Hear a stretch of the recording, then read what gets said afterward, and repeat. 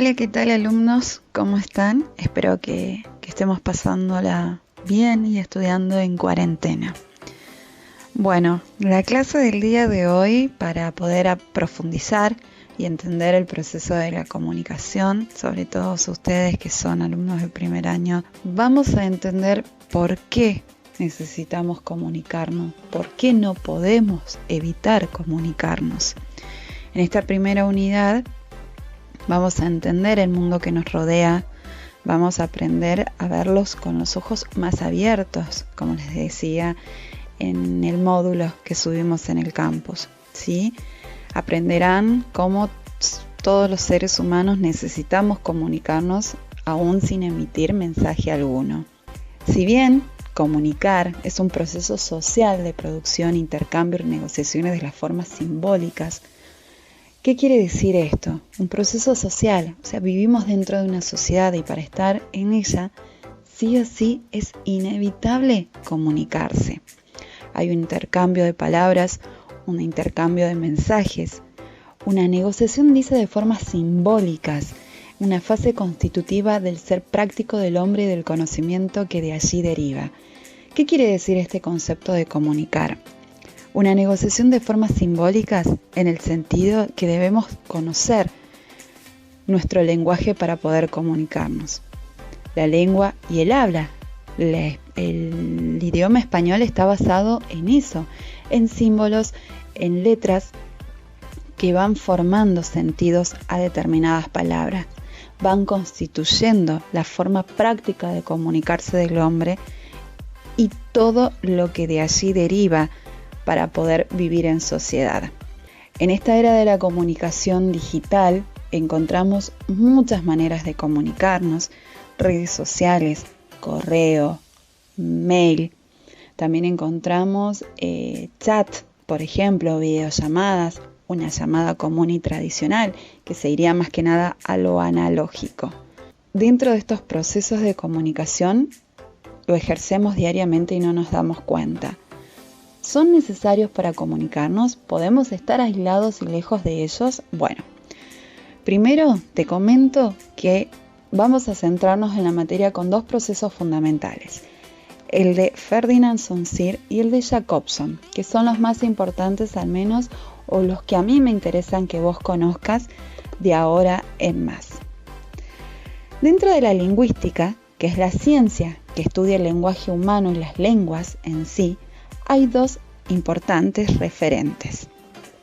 No te preocupes por eso, en el sentido que lo vas a entender y te lo voy a explicar de mejor manera, ¿sí? Para que vos entiendas cómo vamos a filosofar dentro de la vida misma de una charla abierta, de una conversación amena. ¿Y por qué es importante saberlo? Bueno, Ferdinand Saussure, que era un lingüista suizo, nos indica que la palabra está formada por dos partes. Una imagen acústica, que es conocido como el significante, o sea, lo que vos estás oyendo. Si yo a vos te digo silla, lo tomo como un ejemplo básico. Mesa, estás escuchando su fonética. Y la imagen sensorial se refiere al significado, lo que vos sí te vas a imaginar dentro de tu cabeza. Van de la mano. Ambas conforman algo fundamental que vos te lo tenés que saber en esta primera unidad, en este primer tema de la unidad 1, que es el signo lingüístico. Una combinación de estos dos conceptos, de la parte mental, o sea, de lo que vos pensás y lo que escuchás cuando yo te digo un término. Una composición material y mental. Por ejemplo, si un amigo te invita y te dice, vamos a andar en bicicleta, ¿vos qué te estás imaginando en este instante? Bueno, es eso. Eso es el signo lingüístico. Son normas pautadas de hace millones de años, de 150 millones de años desde que se comenzó a hablar el ser humano, hasta 70 millones de años, se fueron conformando y nos fueron llevando a ser seres más sociables. También nos enseña que hay una diferencia importante entre la lengua y el habla, Ferdinand de Saussure. Dice que la lengua son convenciones, valores puros que forman parte del lenguaje y sirve de intermediario entre el pensamiento y el sonido con un dominio de articulaciones. La lengua es el hecho social. La lengua es lo que, por ejemplo, en Argentina, como en Latinoamérica, hablamos el español, salvo Brasil que habla el portugués. Por ejemplo, es un hecho social, es algo que todos en conjunto lo manejamos.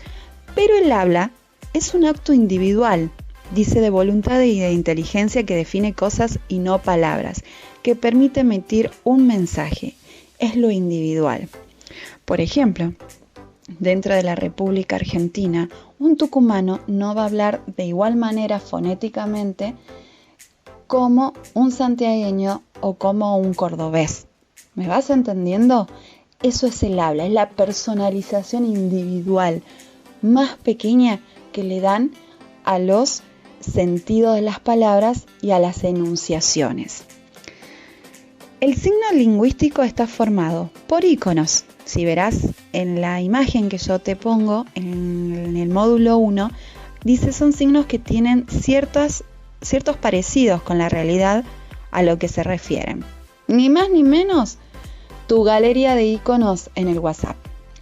Esos son los iconos, como dar un ok, como chocar las palmas de las manos, como aplaudir, como ponemos el icono de fuerza cuando levantamos el brazo, o como decir lo siento, el icono que te lleva que estás como agachado y con unas liñitas arriba. También está formado por símbolos. ¿Qué quiere decir los símbolos? Son signos que no tienen ningún parecido con la realidad a los que se refieren. El signo peso, el signo euro, por ejemplo el símbolo de la medicina. Si yo te digo, imagínate una cruz verde titilante, ¿a qué te lleva? A una farmacia, por ejemplo. Una cruz roja, ¿a dónde me lleva? A un hospital, a emergencias, ¿sí? Y los indicios. Si tenés mascotas, por ejemplo, vas a ver si llueve, si tenés tierra en tu jardín o quedan marcadas las patitas en el piso, vos vas a tener un indicio de que por ahí estuvo pasando tu mascota con las patas sucias. Si ves las huellas, vas a suponer que es un perro. Si ves huellitas más chiquitas, vas a ver que es un gato. Entonces, eso se refiere con las formas que el signo lingüístico puede transmitir. También vamos a decir, nos imaginemos, como te puse el ejemplo, la silla. Al oírlo vos sabes cómo suena, pero en tu cabeza el cerebro procesa y conforma una imagen. Es como si tuvieras una cámara de fotos, ¿sí? Vos disparas, haces clic en tu celular o en una cámara de foto y automáticamente se hace una captura de esa realidad y en el sensor, en el procesador de tu teléfono, de tu cámara, se va transformando todos esos datos en una imagen compuesta por píxeles. Lo mismo hace tu cerebro. Tiene un significado y un significante que forman un concepto y una imagen acústica. Eso es el signo lingüístico. Recuerda, si yo te pregunto, ¿qué es el signo lingüístico? Es una combinación de conceptos mental y la forma acústica. La imagen acústica, recuerda, es lo que vos oís y la imagen sensorial es lo que tu cerebro registra y forma ante la palabra que has oído. Bueno, ahora podemos observar que el signo tiene muchas formas para entender, pero para eso necesitamos decodificar. Y vos me dirás, ¿qué es decodificar? Es la manera en que llega el mensaje hacia vos y vos lo entendés. Vos estás entendiendo lo que yo te estoy hablando porque sabes el idioma español. Si yo te hablara en francés, puede ser que alguno sepa, como puede ser que la mayoría no lo sepa y no entiendan lo que yo estoy explicando. Esto siempre se da en el mensaje, es una parte fundamental del mensaje. Podés utilizar además palabras habladas, señas, el lenguaje de señas y la escritura. También iconos, símbolos, como yo ya te estaba comentando, y los indicios. Todo comunica y deja un mensaje. ¿Y sabes también qué deja un mensaje? El silencio. Así es. Todos comunicamos y expresamos lo que necesitamos hacer para vivir en sociedad. Bueno, y acá también habla de los principios del signo lingüístico. Se rige con 5 normas fundamentales. Como toda norma de convivencia o pauta social, el signo está dentro de una estructura con normas que no pueden faltar jamás en el ir y venir de la comunicación. Hay 5 puntos fundamentales, ¿sí? Es como para los cristianos, hablando de religión, el Padre Nuestro y los 10 mandamientos, ¿sí? Es como para el automovilista o para el que va a conducir una moto o lo que sea, dentro de lo que significa un rodado, hay normas viales, ¿sí? Bueno, el signo lingüístico también tiene sus normas. 1. Es arbitrario. El lazo que une el significante con el significado es arbitrario y no causal. No hay una libre elección que vos hagas de qué vas a hablar y cómo vas a hablar. Nos indica que no podemos modificar lo que socialmente fue constituyéndose como forma de lenguaje. O sea, está establecido que vos, para entrar a determinado lugar, ¿qué es lo primero que se hace con las pautas de las normas de convivencia? Se saluda, se pregunta cómo está y se indica qué es lo que vos necesitas. Eso se refiere con la arbitrariedad. No podés modificar las formas de hablar. No podés modificar, por ejemplo, a la hora de dar un examen, tu forma correcta de pronunciar las palabras y en qué orden las debes hacer. ¿Me explico? ¿Me vas siguiendo? Bueno, otra de las normas es la linealidad. Por su naturaleza auditiva se desenvuelve en el tiempo únicamente, dice uno tras otro, ordenadamente formando una cadena. Como te puse en el ejemplo, voy a casa no es lo mismo que decir casa a voy. Entonces tiene una linealidad, una secuencialidad que debe cumplir, un orden, donde ponemos y ordenamos sujeto y predicado. ¿Está claro? Otra de las normas y puntos fundamentales es el valor, la propiedad que tiene de representar una idea. Si yo te digo casa, es una casa, con todo lo que ello conlleve. Una casa con puertas, ventanas, una entrada, un fondo en este caso, si es que lo hay. ¿Sí? Todo el concepto está derivado a lo que implica. Si yo te digo, por ejemplo, un balde, tiene ese valor, la palabra, lo que en tu mente está dibujándose y estás imaginándote como un balde. Otro de los puntos fundamentales es la inmutabilidad. La lengua es una institución social, un solo individuo no puede modificarla. O sea, vos como individuo no podés modificar estas normas. Todos hablamos un mismo idioma, que es el español, con normas y reglas para la comunicación. La mutabilidad es una serie de diferencias de sonidos combinados, dice, con una serie de diferentes ideas que se continúan utilizando en el tiempo. Tiene que ver con el habla. Todos hablamos en un mismo idioma, que es el español, pero cambia de acuerdo a la región. Vamos entendiéndonos y debes siempre recordar, nos regimos por normas y pautas de convivencia y el lenguaje lo hace de la misma manera, como si cada letra y sonido fueran una sola forma. Nada está hecho porque sí, nada va a decir que, la casa está limpia porque sí, no, todo debe llevar un orden secuencial, como lo habrás visto en la materia de lengua. Otro en este caso, es uno más, de los lingüistas importantes que nosotros vamos a ver en esta materia, en este tema, es Roman Jakobson.